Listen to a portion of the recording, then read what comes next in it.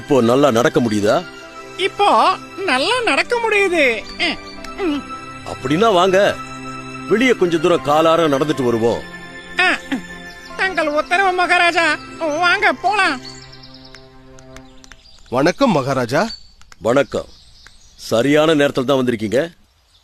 வாங்க, வெளியே கொஞ்ச தூரம் போயிட்டு வருவோம். ஓ, கட்டாயம் மகாராஜா. வாங்க மகாராஜா, போகலாம். என்ன நரியாரே, உடல் நலம் எப்படி இருக்கு? ஆஹா, தாங்கள் செஞ்ச பெரிய உதவியால என்னோட உடல் நலம் ரொம்பவும் சரியாயிடுச்சு.